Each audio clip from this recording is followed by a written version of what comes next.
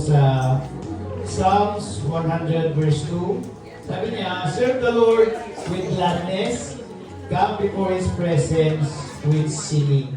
So, ngayon pong umaga, sa ating pong paglapit sa ating pong Panginoon ay kailangan bigay todo po tayo.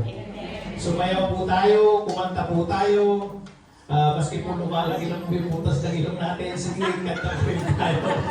Yan. Amen. Para may pakita po natin sa Diyos, sa pamamagitan ng ating pong pag-awit na talagang hinahanap natin siya. Talagang gusto natin siyang makasama. Amen? Praise God. Tandaan po natin na at ating pong paglilingkod sa Panginoon, it's a privilege and it's a priority. So dapat po siya po laging maging priority po natin sa buhay. Amen? Sige po, tumayo po tayo lahat. Tayo po ay manalangin. Yes, Father God, maraming salamat po muli sa umagang ito na binigyan mo kami ng pagkakataon upang sambahin ka, purihin ka sa aming po mga buhay. Kaya ngayong umaga, Lord, kami po ay nagpapakumbaba.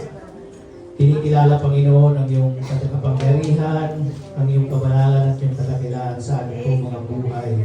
Kaya kung mayroon ka, Panginoong, nakikita ang karunihan sa aming po mga puso, pagalinisin mo po ito, patawarin mo po kami, Lord, sa aming po mga kasalanan, sa isip, sa salita, at sa gawa. Kaya, Panginoon, hinihiling namin sa Banal na Espiritu na siyang sumama sa amin sa umagang ito. At nais namin, Panginoon, na mag-alay ng isang pagsambang nararapat na may alilalim sa iyo, Panginoon, dahil ikaw ay karapat dapat na tumanggap nito kung mabigyan ka namin ng karangalan. Kaya, Panginoon, dalangin po namin na sa umagang ito ay maranasan po namin ang pag-ibig mo, ang kalulhatian mo, at ganoon din, Lord, sa anak mo po na gagamitin mo ngayon.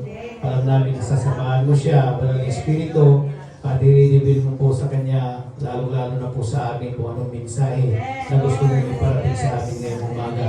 Kaya muli, Lord, maraming salamat po. Patuloy po namin pinagkakatiwala sa iyong gawain ito mula simula hanggang sa matapos po ito. Ito po ang aming samot na langit sa pangalan ni Jesus. Amen!